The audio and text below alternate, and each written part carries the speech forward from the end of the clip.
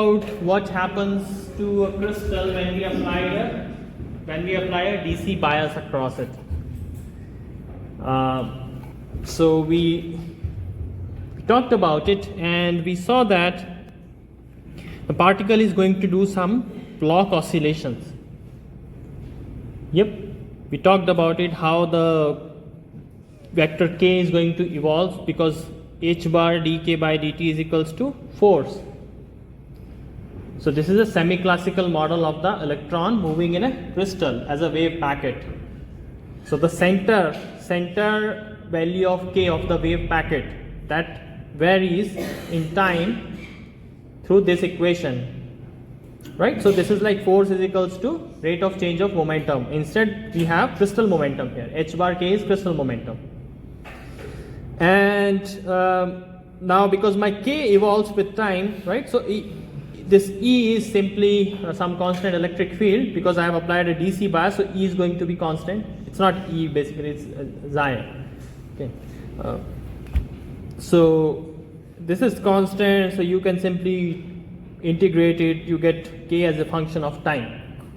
And if my Xi is negative, electric field is negatively oriented, your K will increase with time, linearly increase with time. So say if you start here, k0 is 0 and you start here at t equal to 0, then your k starts to increase. Okay, if k changes, then Vg is also going to change because Vg is d, okay, 1 by h bar should also be there. So but Vg is proportional to d by tk. If my k is changing, so my d by dk will also change. What is d by dk? If you have a band like this, its derivative is going to look like this. Yeah, so you have all the positive slopes here, so you have a positive velocity. You have a 0, 0, right? A 0, if you draw a line here, so that will give you 0 slope, so you have Vg0 here, and somewhere here you have a maximum. So this is a positive one. Here you have a negative one. Here you have negative, positive because it's periodic, so it's going to look like periodic. E versus k is periodic, so d by dk will also be periodic. Right, so then we talked about how the particle's trajectory is going to be. So it's going to oscillate. If k keeps increasing with the application of force, so Vg first increases, so particle moves fast, reaches the maximum velocity, then it slows down, then it changes the direction when velocity becomes negative. Then again its velocity increases in the negative direction and then it comes back. Okay. So if you talk about the position of the particle, because there is a change in the direction of the velocity, so you will have some oscillation. So particle increases, its velocity increases, slows down, then the direction of the velocity changes, so it will return, it will move back, and it's going to happen periodically, so it will oscillate. Yeah, so we saw all of that, but then we also talked about this does not happen practically. If you have a say copper metal, and you apply some field across his electric field, constant DC bias, you don't get AC current. I mean, DC gives you DC. If the particle is moving, if it is oscillating, then it's some kind of an AC current. In fact, on average the current will be 0 because half of the time particle is moving in one direction, half of the time it's moving in other direction. So on average, if you see, it will give you 0 current. Does that happen? It means copper should not have any conductivity. That doesn't happen.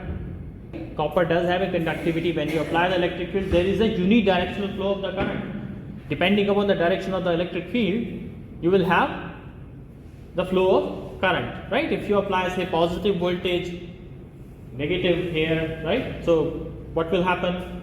You will have a current from positive to negative. Right? But what does this theory say? The theory says if you have a perfect periodic crystal, you should not have any current. On average, the current should be 0. You should not have any conductivity. So then we talked about that's not the reality. We don't have a perfect periodic crystal, by the way. We have crystal with non-idealities. What are those non-idealities? There might be some defects. Okay, so if the k increases a little, particle is picking up some k, it's picking up some velocity under the application of force, but then it gets scattered because of the defect. It's moving, but then it sees some kind of a bump, some kind of a non-periodic thing, non-periodic potential, so it will get bumped, it will get scattered, and whatever k it picked, it may come back to 0. So it started somewhere here, but its k came back to 0. But remember, the particle still covered some distance. If I have this and this, right? Say particle starts here and you have a scatterer here. You have some scattering potential here, some defect here. The particle still moved from here to here. So it picked up some k, scattered. Its k become approximately 0 because it transferred the energy, right? But it still covered some distance. It will again pick some k under the action of force. If my electric field is negative, k is going to still increase. So it will again pick some k. There will be some other scatterer to stop. But it has covered this distance. Right? So particle is still moving in one direction. Always remember that. What do we want for the conductivity to happen? There should be a non-zero current. There should be a non-zero flow of charge in one direction. Net flow of charge in one direction. It picks up some k, comes to 0. Again picks up some k, comes to 0. So it is still traveling. It is still traveling from one end of the crystal to some distance. Okay, so it's giving you some current. Yeah, so that's the reality because of the defects. Now that's a very weird thing. Normally, what do we think? Whenever you have non-idealities or the defects inside the crystal, what do you expect? It's going to increase the resistance. That's what you expect, right? Whenever you have some non-idealities, some non-periodicity, you think that that's a bad thing. Yes, it can be a bad thing, but that's necessary for a non-zero current. That's necessary for your conductivity to happen. If you don't have these defects, you can't have conductivity. That's the reality. Okay, so these defects are giving you some conductivity, because otherwise what will happen? If you don't have these defects, what will happen? A particle will go like this, will return. Go like this, will return. This is not conductivity. You don't have any polar flow of the current. Right? So you need these defects. You need your crystal to be some non-idealistic. Now, if you have lot of such defects, then that's a separate thing. Then they will reduce what we call as the mobility, so they will reduce that. But the presence of these defects is necessary. Okay. Okay, so we talked about it. So this gives you. So we talked about the energy bands. Now we are moving towards the current. We are trying to create some connection with the energy band and what will happen to the conductivity. Right? This is just an example of that. Let's talk about the conductivity in more detail, more thoroughly.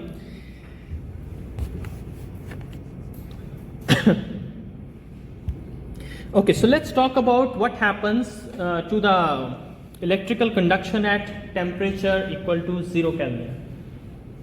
When my temperature is equal to absolute 0, what will be the conductivity? What will be the electrical conduction? And I am not applying any electric field right now. So say I have this simple sample of the crystal, and the DC or AC bias is 0, no electric field, no external force, and what will be the conductivity or the conduction in the crystal? Can there be a conduction in the crystal in those circumstances? Let's see.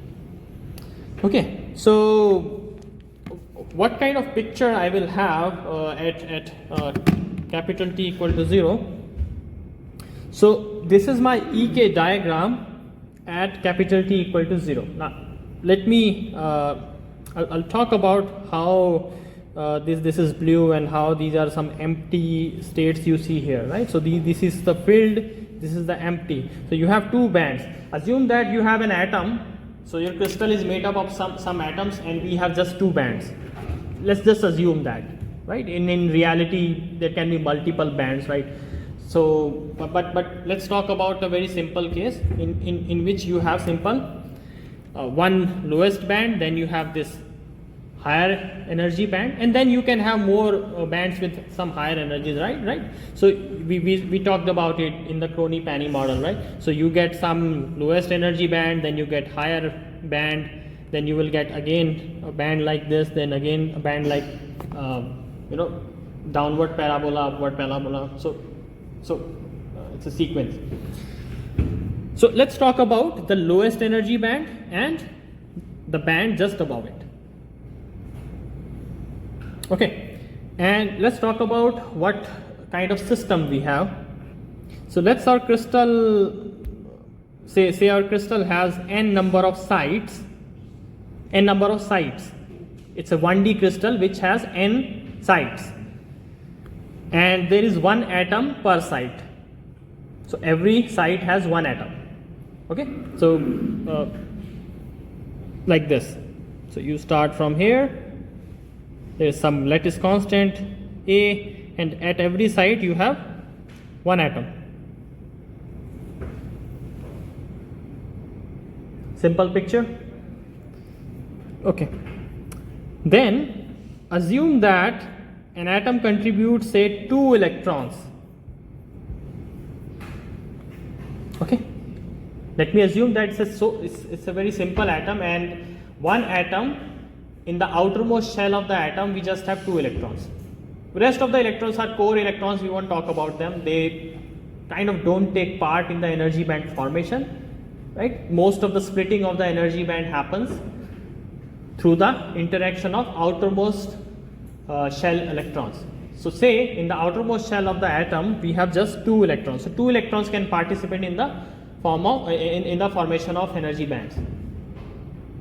Yeah. Now we have to fill the electrons, the total number of outermost shell electrons in the system, into these bands. So what are these bands? These are energy states. Every k is one eigenfunction, right? So how many you have? So this will be minus pi by a to pi by a.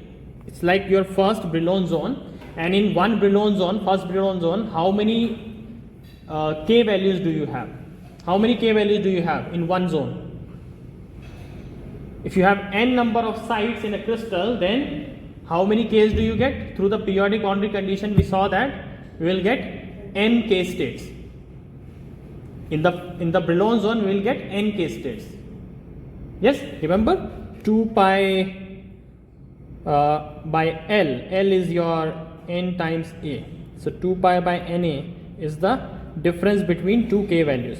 You have these k values through the periodic boundary condition. What did we get? The difference between these two k values was 2 pi by Na, or 2 pi by simply the length of the crystal. Yeah, just recall that. So these, if I count them, so they will be equal to the number of sites.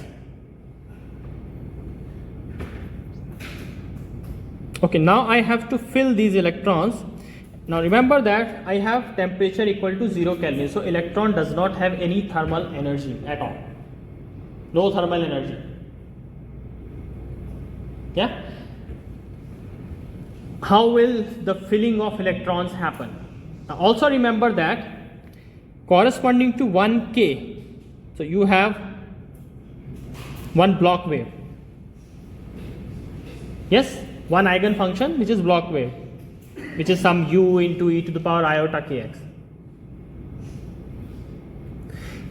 But there is another degree of freedom an electron can have. So for the same k, you can have two types of electron with up spin and down spin. So spin can also be another degree of freedom. So basically for 1k you can have two wave functions, one with the up spin, one with the down spin. So it's simply going to be, say if you have this u x into e to the power iota kx, right? So you will simply multiply this with some spin part. So this is, say, up. Okay, and similarly you will multiply this with some function e to the power iota kx with this. This is some function which is different for different spin. So for one k you can have two eigenfunctions. In the Schrodinger equation we did not consider the spin, but it's a simple, you can simply remember it as, for one k you will have two eigenfunctions. Now it means one k state, any of this k point. So if I say this point, right? So this particular point can hold two wave functions. It means two electrons. Correspondingly, say I have a minus k, that can also hold two more wave functions with two different spins. Yeah. So how many k values I have? N. What is the total number of electrons I have? So one atom contributes 2. So I have 2n electrons in total. And I have to distribute those 2n electrons among n k states. And each k state can hold 2 electrons. What will happen? I will start filling the electrons starting from the lowest possible energy. Right? I will keep increasing the energy, will start filling the electrons. So the 2 electrons go here, 2 electrons go here, then 2 electrons go there, 2 electrons here, 2 electrons here. My lowest energy band in this particular case, that will become completely filled. Why? Because how many points are these? Capital N. And how many electrons do I have? 2n, and one state can hold 2 electrons, so this is going to be completely filled.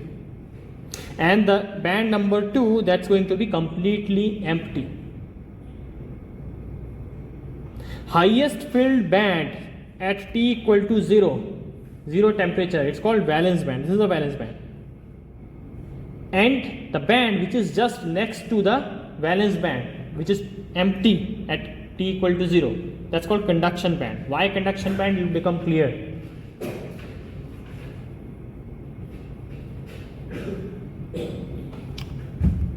Okay.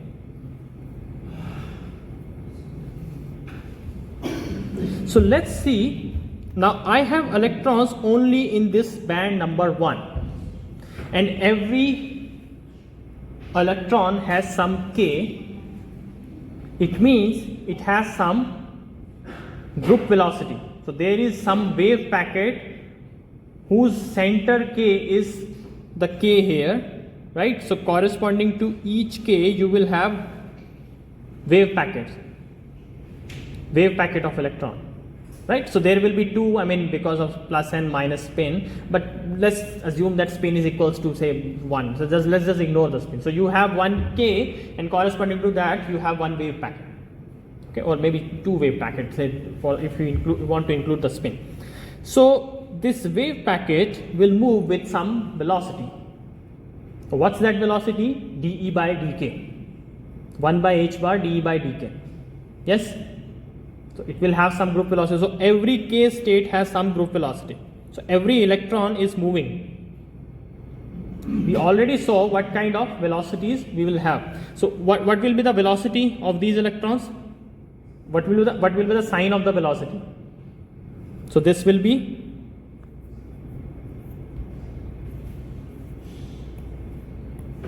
what will be this? 0. We'll start from the 0 velocity because the slope is flat, right? And what's the slope here at any generic point? Negative. So all of these states are moving in the negative direction of x-axis. So Vg is negative here, right? So all of these electrons are going to move in the negative direction. All of these states have positive slope, positive velocity. So all of these electrons are going to move in the positive direction of x-axis. Now let's try to calculate the current. Corresponding to each k, you have a wave packet which is moving with some velocity and it is contributing to some current. How much current it will contribute? If the length of the crystal is say L and it's moving with a constant group velocity. Group velocity is, by the way, for one particular k, the group velocity is d by dk, and I am not applying any force, so your k remains the same. K at t equal to 0 is going to be k at any t, because external force is 0. Right, remember dk by dt is equals to force. If I have 0, so k is going to be constant with respect to time. Only then you can have a 0 derivative. So every electron in a particular k state has a fixed k. It doesn't change with time, and because of that fixed k, your dE by dk, which is proportional to the Vg, that is also fixed. So electron is moving with some fixed velocity. Now how much current one k state is going to contribute? Can you tell me? If the length of the crystal is capital L, so say this is the length of the crystal. How many electrons are there in that k state? 2 electrons. So the charge is 2e, minus 2e. What is the definition of current? Rate of change of charge, dq by dt. Yes? So how much charge passes through a point in time dt, that is your dq, and dq by dt gives you the current.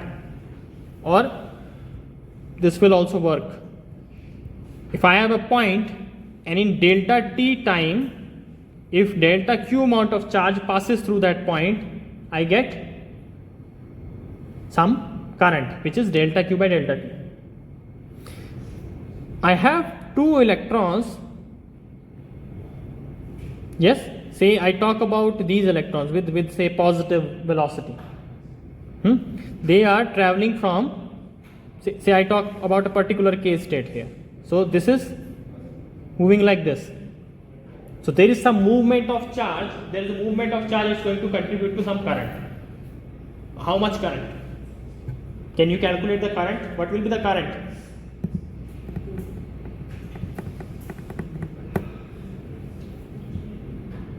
What will be the current?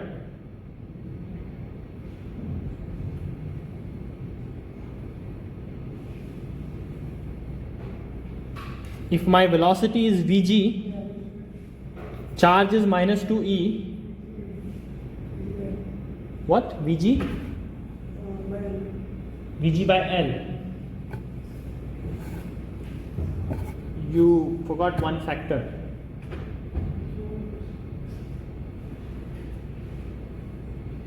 If my charge is traveling from here to here, how much current it will contribute? You have to simply calculate delta q by delta t. So simply, see, you can do it like this. Delta q, amount of charge, say I multiply and divide it by some delta x. So what is this? The Vg. You need to calculate this.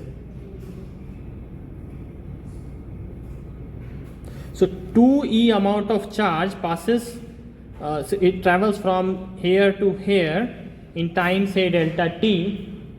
So what will be this thing? So what is the charge? Minus 2e. What is this? L. What is the velocity? Vg. So this is the current contributed by 1k state. 1k state. Yes? How much is going to be the total current? You need to do the summation of currents contributed by all the electrons which are there. All the electrons. How much will be that current?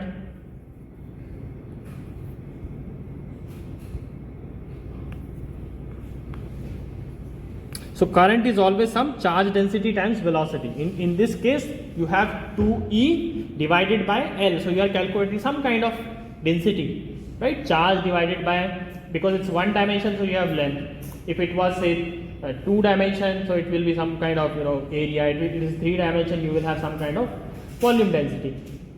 Okay, per unit volume. So it's always of this form, some velocity into some charge density. So dq by dt will give you this. So we saw that. So it's giving me minus 2E by L into Vg. The total current is going to be, so in 1D the current density or current, it means the same. So maybe in your notes I wrote the current, but in 1D current or current density is same. Current density is J, current is I, right? So usually you have current density equal to current per unit area, but you don't have an area in the 1D, so current density and current are basically the same thing. In general, we may talk about in terms of current density. Okay, so the current is going to be simply minus 2E by L into Vg, right? So this is the current. What is the total current? Total current is going to be what? So you will have to sum up all these currents over the all filled states. Yes, how many filled states we have? I mean, filled state means the state which have electrons. All of those states will contribute to current. These will not contribute to current. These are empty states. There is no electron in that. The only states which have electrons, and those are moving electrons, they will contribute to current. So you will sum up over this, the field. Now in this case, what is the field state? So all the states in this zone are filled. So instead of field, I can also write zone here, because all the state in this zone at capital T equal to 0, temperature equal to 0 are filled. So field is equivalent to zone here, right? Zone means you are going to sum up with on all the k states in this zone, starting from here to here, minus pi by a to pi by a, right? All of those k. Okay, so this is the current. Okay.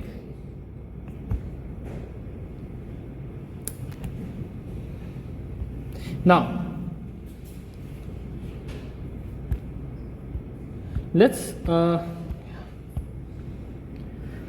now k is almost continuous, right? We know that k, the difference between two k values is what? So you have this minus pi by a to pi by a, you have this zone, and the spacing between any two k values is 2 pi by L. It means 2 pi by Na. Okay, this we got from the periodic boundary condition, and capital N is large. We're talking about a lot of atoms. We're talking about a crystal. So this spacing is going to be very small, so I can assume that k is almost continuous, right? K is almost continuous. So the spacing is very, very small. If my spacing is continuous, I mean spacing is almost 0, so this summation I can actually convert it into an integration also, right? Summation will get, because what are you summing on? You are summing on k's. These k's are very closely spaced. So this summation over the zone, this will become an integration. Now how do I convert this summation into an integration? I will say I have some width dk here. Okay, this is the small range of k, right? And I will check how many k states are there in this dk. So 2 pi by Na or 2 pi by L, it contributes to 1 k state, right? So these are n points here, right?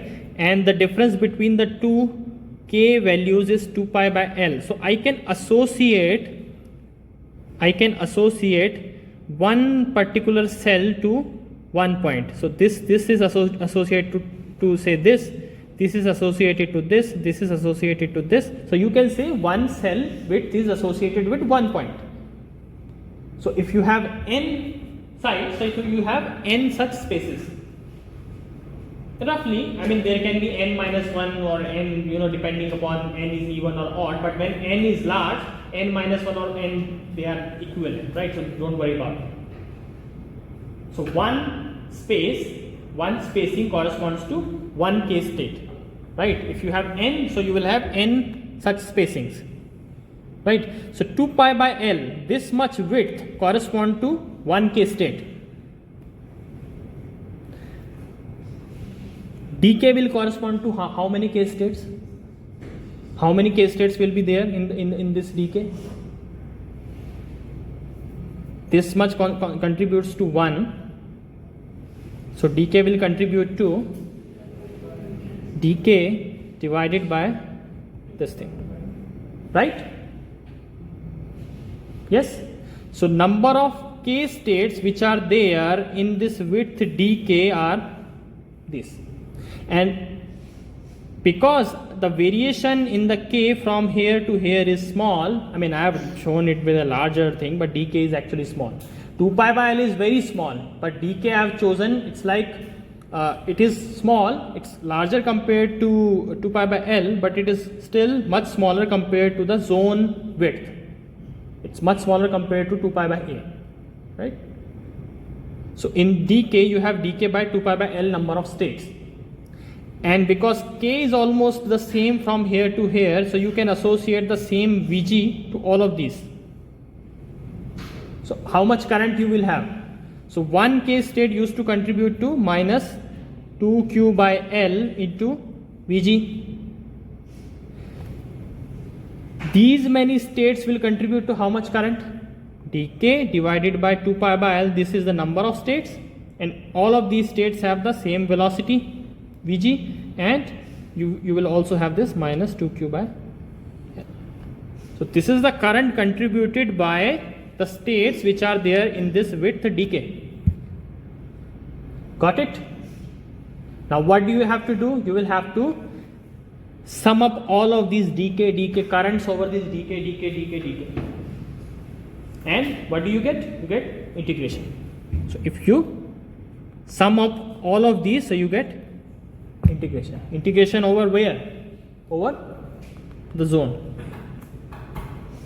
Okay. Let me just erase this, and so you have this thing. That's what I wrote, right? And Vg is a function of k.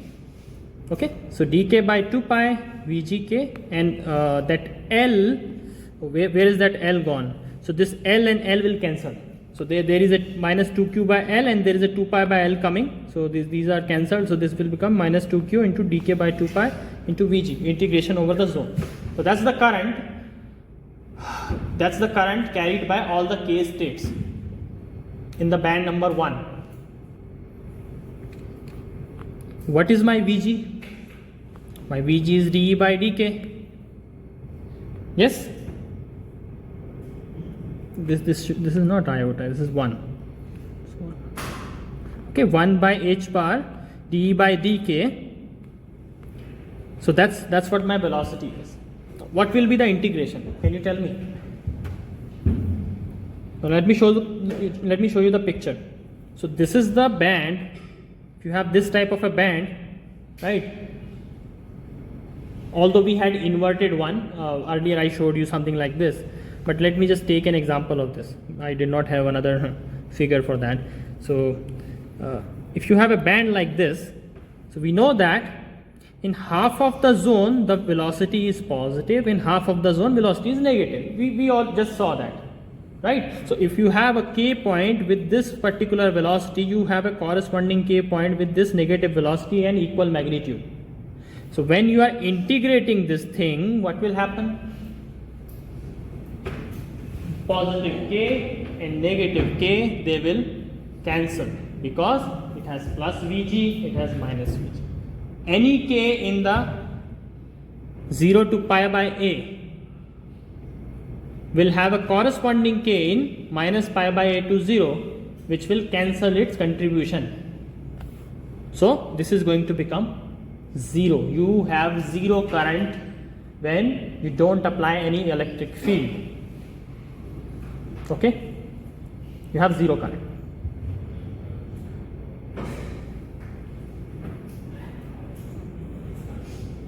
Now I haven't even put any restrictions over k right now, right? So that those block oscillations they will not come into picture because we are not even applying any electric field, right? So this K is just K, so 1K will carry Vg forever. This is, by the way, a very different picture from, so I don't know if you have heard of a model called Drude's model. The Drude model is your conventional model. You might have studied that in your high school maybe, not by the name of Drude model, but it's simply a model like, so you have a classical model, you have some atoms and you have electrons, so electron gets bumped into the atom, right, scatters, and then it increases, its velocity increases. If you have applied the field, it gets scattered. But say you haven't applied any electric field, so then we say that electron has this random thermal velocity and it's just moving randomly and it will give you zero current. So that's the classical picture, but quantum mechanical picture is this, right? So you have K and there is a corresponding minus K which has the negative velocity, and that gives you zero current. But in each K state you still have Vg, a constant Vg. It means the electron is, see, you have this crystal potential, so there are atoms, but when electron is interacting with the crystal, it's not like it's physically dumping off or anything. The overall picture is that the electron is a wave in the crystal as a block wave, and it is giving you a fixed Vg, and the Vg is a fixed quantity. It's not like it's bumped into the crystal, it became zero, and nothing like that is happening. Vg is there forever. So it's a little bit different picture. Not a little bit, it's a drastically different picture, the quantum mechanical picture. Okay. Anyhow, so what we get is a zero current at t equal to 0. Okay. Now let's talk about the concept of holes. Why I showed you that picture, because that's going to help you understand the concept of holes. How many people already know what a hole is? Not like in the quantum mechanical, but just semiconductor has electron and holes, right? Yes, I think most of you already know what a hole is. It's like an empty state in the bond. That's how the first thing that comes into our mind when we think about a hole. But where is this concept coming from? Why do we say that, oh, hole is there, it's a positively charged something, right? It's a fictitious particle which moves with a positive charge. Where is this thing coming from? So that again comes from the quantum mechanical picture I'm going to show. The concept of hole is coming from the picture, the quantum mechanical picture. Okay, so now let's talk about a temperature which is not equal to 0. So this is a temperature which is non-zero. What will happen? Some of the electrons will get enough thermal energy, and the states which were filled here, they will become empty and they will reach this higher energy band. Okay? Some of these electrons will simply get this thermal energy and reach here. And why I took only the electrons which are near the top? Because they are the closest. They are the closest to this next band. This electron, if it has to go from here to here, it will require a lot of energy, a lot of thermal energy. But this electron will require the least amount of thermal energy. This will a little more, this a little more.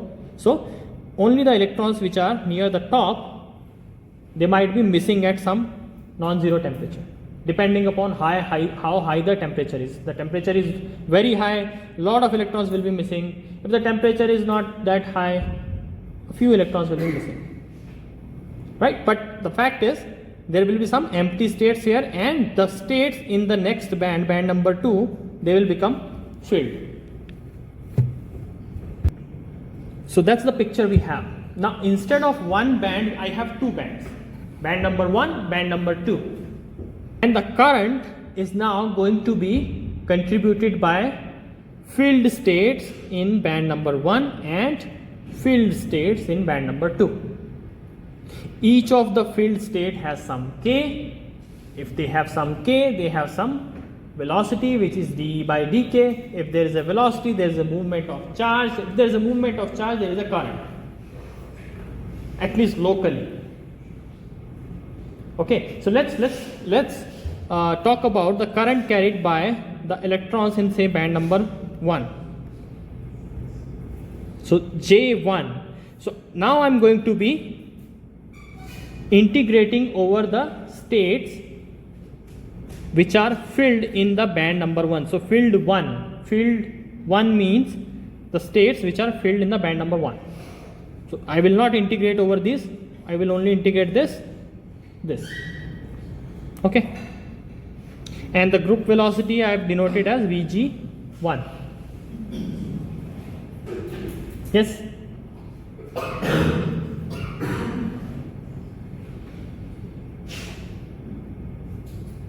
Okay. Now we already know that if my band would have been completely filled, if this band 1 would have been completely filled, I get zero current. We know that, we just saw that, right? So if I write the same integration, but instead of the filled states, I write zone here over the complete zone, assuming that if these states were also carrying some electrons, then if I integrate over the whole zone, that will give me 0. Mathematically, that means this. If I do this integration, we just saw that over the zone, if my k varies from all the values from minus pi by a to pi by a, all the values in the zone, if I consider, then this gives me 0. I know that, right? Can I split this integration into 2 parts now? Because it's just a summation, so I will now distribute my zone into 2 regions. So first region is going to be the states which are filled. The second, I can say these states which are right now empty or unfilled. So I can write this. The whole integration can be divided into 2 parts. Integration over the filled states plus integration over unfilled states. Correct? This thing is 0, we know that. This thing is my J1. So what do I get? This is 0, this is J1. I get this, right? And I can write J1 in this form as well. So J1 in this form, if I write in equation number 1, I have integrated over the filled states in the 1, but here I have integrated over the unfilled states in the 1, but I changed the sign of the charge. I wrote plus 2q instead of minus 2q. Yes? It is as if only these states are filled, and instead of electron I have a fictitious particle which carries a plus q charge, and I am integrating over that. Yes? Yeah? If these states were carrying some particles, how would you write the formula for the current? Assume these are all empty and this is filled. How would you write the formula of the current? You will write 2q integrate dk by 2 pi into Vg. Okay, and what is the charge on those? It's plus 2q now. So the integration of the filled state with electrons is equivalent to the integration of unfilled state, integration over unfilled state with some fictitious particle which has a plus q charge. But 2 is coming from the spin, so don't worry about that. So it's a plus q charge. Okay, so that fictitious particle is called hole. So that's where the hole is coming from. Okay, because the description is equivalent and it is easier to deal with the small number of states than these large number of states, right? I have to integrate over this and this. Here I have to just integrate over this. I just need to worry about this small number of states which are empty. I have to just change the sign. Okay, so this is called hole. One empty state will carry two positively charged holes. One K corresponds to two holes, plus spin and down spin. Okay, because there are two here. Yeah. Okay, so we'll continue from here in the next class. Okay.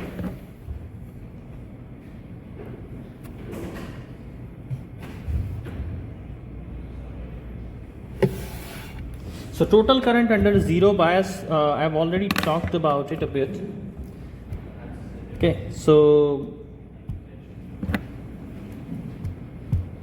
I just talked about it, right? The total current is going to be zero because of the symmetric configuration of the holes as well as electrons, and we'll get a total zero contributed by band 1 and band 2. But when you have total current non-zero, you'll have to apply a non-zero bias. Okay, so say I have an electric field zeta and I apply it in a certain direction, say positive direction of x-axis. So that is going to exert force on electrons and holes, right? Electrons are charged particle and electric field is going to exert some force on them, right? So electric field on a positively charged particle will exert a force in the direction of the electric field. Okay, force and electric field will be in the same direction for a positively charged particle. For a negatively charged particle like electron, force exerted by the electric field will be in the opposite direction. Okay, opposite direction of the applied electric field. Yeah, so that's some basic electrostatics for you. And when we apply an electric field, then you will have some external force associated with that. And when you have an external force, what will happen to the wave vector? We know that the wave vector is going to change with time. And what's the relationship that we derived? Semi-classical relationship. So that relationship is given by this: h bar dk by dt is equals to minus q times E. So this is the force on the electron. If we have hole, then the minus q will become plus q. Okay. So for electron, this is going to be the evolution of the k vector. Evolution of the k vector. So what is k vector? H bar k denotes your crystal momentum, and rate of change of crystal momentum is the external force. Now k changes with time. Okay, so if you have a symmetric configuration at t equal to 0, t means time, I'm talking about time, say time t equal to 0, you have a symmetric configuration, it will become asymmetric as the time goes on, because the k will not remain the same, and the velocities in a certain direction will be favored and the velocities in the opposite direction will be not favored. So what will happen? Something like this. So say you have an electron here, right? So what will be the k vector? What will happen to the k vector? If I have an electron here at time t equal to 0 at this point, what will happen to its k vector according to this relationship? Will it increase in magnitude or decrease in magnitude? Where will it go? It will not remain the same for sure, because it evolves. It evolves. So what will happen? So you have dk is equals to minus q zeta dt over h bar. The change in k.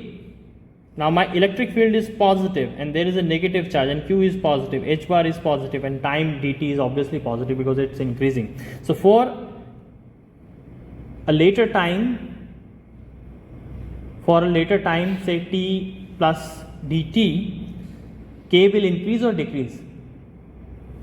It will decrease because there is a minus sign there. Okay, so if you have a minus k, it will become more negative. If you have a plus k, it will decrease, right? So that's why this configuration is skewed. So the k that used to be here will be somewhere here, k that used to be here will be somewhere here, right? So it's going to get skewed. Similarly for these states, so this was symmetric, all symmetric. So k here, so it was like this. So now you have a k, right, which is at a particular value. Now as the time goes on, k has to decrease, so this k is going to decrease. So this k will decrease and will shift here.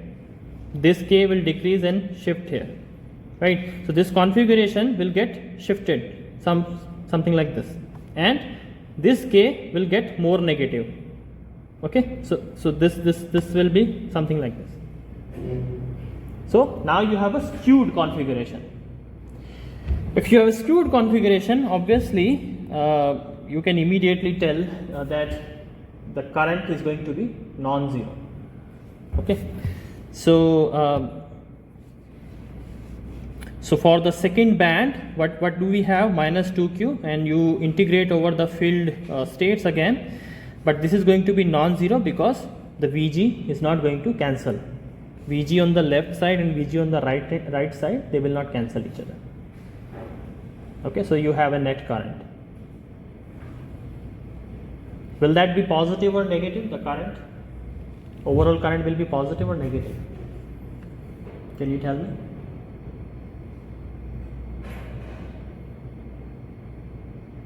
Overall current will be positive or negative? Okay. Forget about the quantum. Tell me from the classical physics. Overall current, say you have a classical electron, and I have applied the electric field in the positive direction of x-axis, and you have an electron. Where will it move? Where will it, what will be the force on the electron? Electron will move in the direction of the force.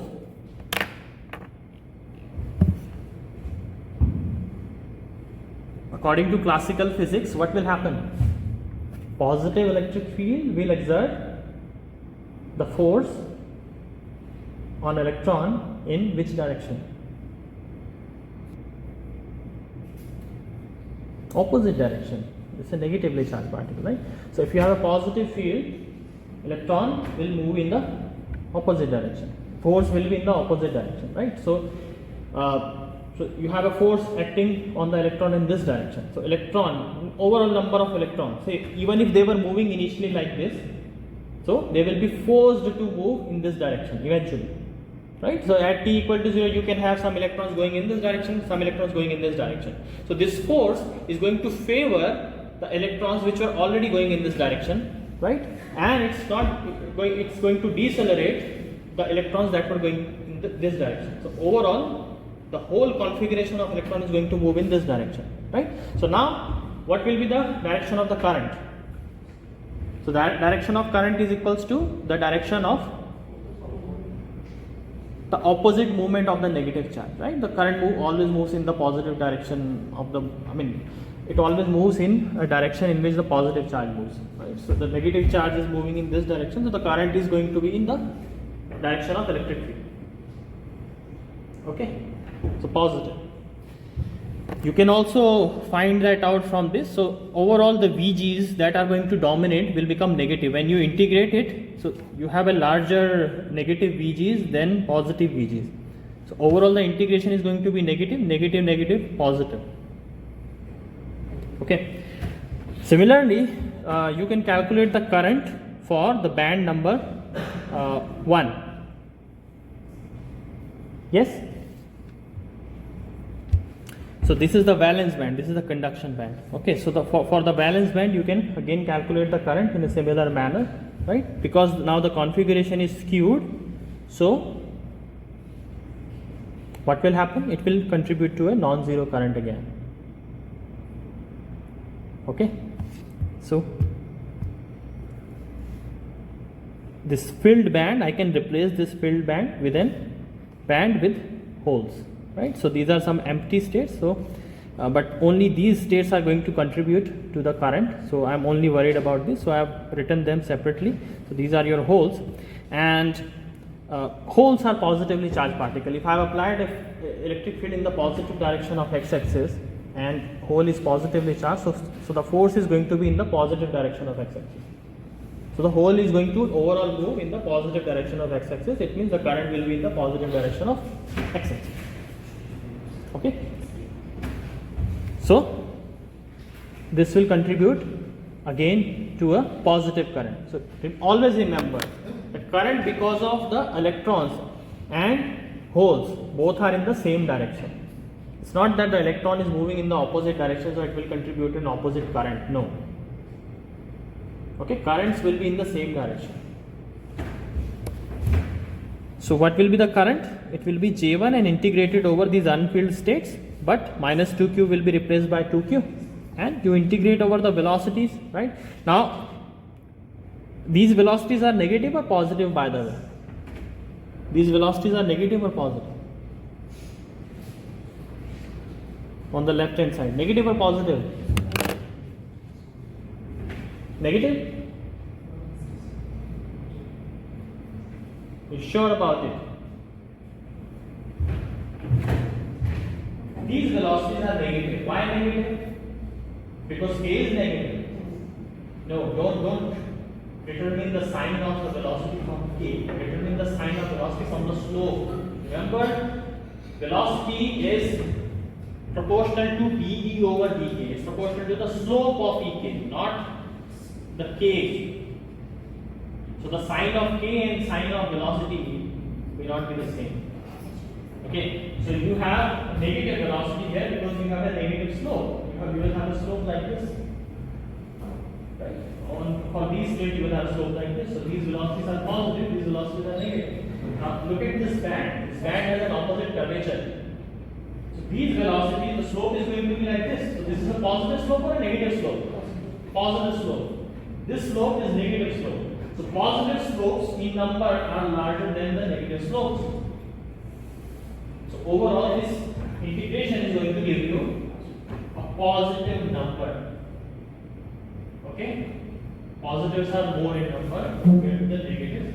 And this is already positive, so you don't have a minus 2 here, you have plus 2 here. So J1 is going to be overall positive. Okay, so when you apply an electric field, it skews the configuration and it gives you a non-zero current. Okay, net current is going to be J equal to J for the first band, J for the second band, it's going to be non-zero. Okay, so we have seen the electrons and holes in energy states, right? We have seen them as wave functions, right? They are filled in the bands and all, but you can also create a physical picture, a rough physical picture using some bond models. Okay, so let's see the electron in a conduction band and what is physically happening. Although it's a totally classical picture, right? But still important to visualize. If you want a visualization, so you can refer to this picture, more classical. So you have semiconductor at T equal to 0, capital T equal to 0, absolute 0, and so these are semiconductor atoms. Say it is silicon. So silicon is going to make 4 bonds with its neighbors, right? It has 4 valency. It's going to make 4 bonds, 4 covalent bonds. Although those covalent bonds are going to be 3D, actually it's a tetragonal. Remember the diamond structure, so everything is tetragonal. But I'm just showing them in a same plane. Okay, so this is a silicon atom and bonded to 4 neighboring atoms. And the electrons which are there in the bonds, they are very tightly held by the nucleus of the atoms that are forming the bond. So if I have an electron here in this bond, so that is going to be tightly held by this and this, right? If you want to break that bond, you will have to apply some energy. So these electrons are kind of not free to move because they are stuck in the bonds. And what are the electrons that are less free to move? The electrons in the valence band. right? So the electrons that are there in the bonds, they represent the electrons in your valence band. When the temperature is raised and becomes greater than the absolute zero, these electrons in the bonds may start to get some energy. For some electrons, this energy becomes larger than the binding energy of the bond. When it becomes larger than the binding energy of the bond will break. Okay, so say this bond gets broken, so this electron is going to get free. So this electron was localized in the bond. Localized means it can't move, it is just there. And when this bond gets broken, this electron becomes relatively free to move. So this was under the influence of these nuclei. Now this electron is not localized, it becomes delocalized. It is free to move anywhere in the silicon sample. And when it does that, it also creates a positively charged vacancy or empty state. That empty state is hole. Okay, so it's basically the same picture that we draw, but that was in the form of energy bands. Now we are drawing a more physical picture. Okay, so this is because of the thermal energy. Okay, so because of the thermal energy, you can apply the energy in some other form also. For example, if you shine some light on it, and if that energy given by the light to the electron, if it is greater than the band gap, then also electron can move from the valence band to the conduction band, provided the energy given by the light, which is going to be in the form of a photon, h nu, right? The energy of a photon is h nu. So that h nu must be larger than the band gap. If that's the case, the electron can accept that energy and it will move from the valence band to the conduction band, right? So it can do it in the form of thermal energy. It can do also from the energy from light. Okay, so whatever is the case, once electron gets out of this bond, it becomes freer to move. So that's why, because now it is more free to move, it can contribute to the conduction. So that's why these electrons are there in the conduction band. Okay, so conduction band is like a highway where the cars can freely move. So this electron can freely move, right? And this valence band is like you can say a very narrow street where you have a lot of cars and it's very difficult to move. Okay, but still, if you don't apply an electric field, so what will happen? This is not going to contribute to a current. We have seen from the energy band point of view, because there will be symmetric configuration. But from a classical point of view, we can still say that this will not contribute to any current, because unless you apply an electric field, this electron can move in any direction. It has some thermal energy, right? It got some thermal energy. Now it can move in any direction, right? So say this electron is moving in this direction, there can be another electron which is moving in the opposite direction. It's totally random.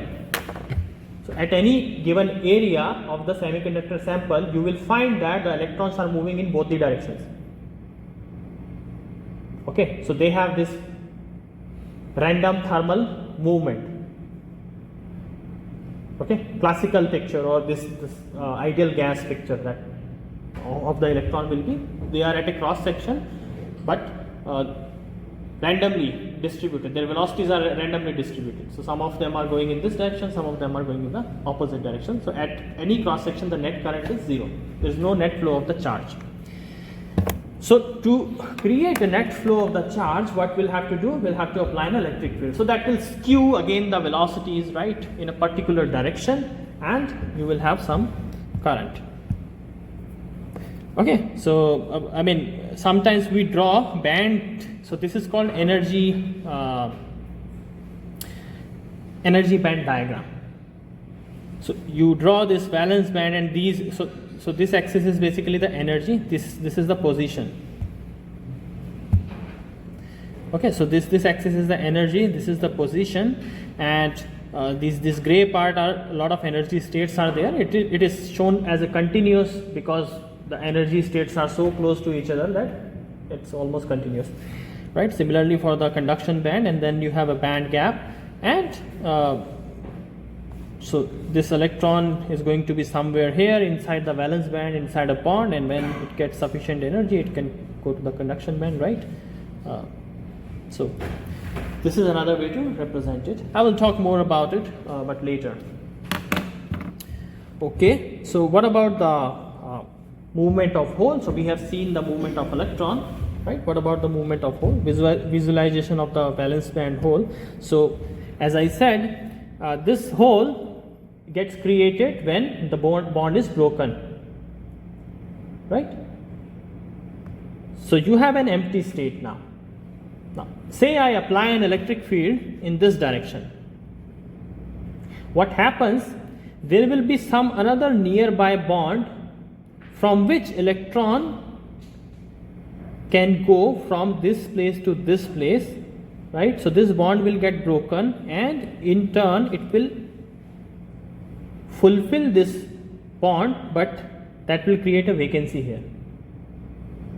Okay, so you are applying a positively charged, the positive electric field in this direction, so that will kind of force this this hole to move in this direction. Okay, or you can say that will force these electrons to move in the opposite direction.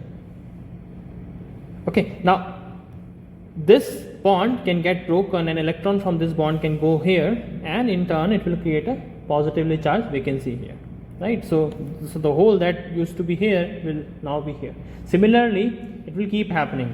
The bond from another neighboring atom, that will get broken, so that electron will occupy this state, so this bond will again get fulfilled, but you will have a vacancy here, right?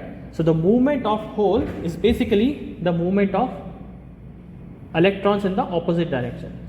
So in reality only the electrons are moving, right? So still these electrons are moving, right? So hole is moving here, electron is moving here, then electron is moving here,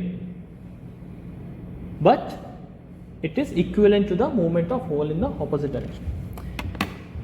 Now, is it easier for electron to move in the valence band or difficult?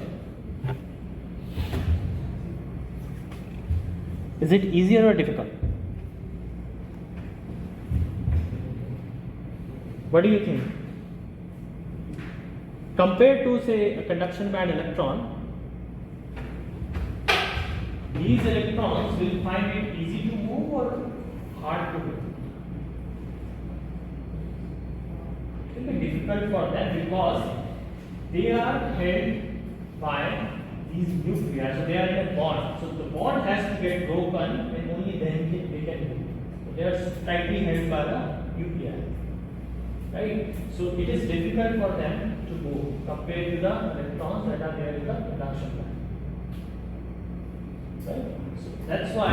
So there is a term called mobility. Some of you may already know about it. So mobility of holes is in general smaller than the mobility of electrons in the conduction band. Mobility means how freely an electron can move. Given an electric field, how freely an electron is able to move. So the mobility of electron in the conduction band is higher than the mobility of hole in the valence band, because holes are, for the movement of hole, you will have this picture where the bonds will have to get broken. Okay. So this is what happens for the valence band.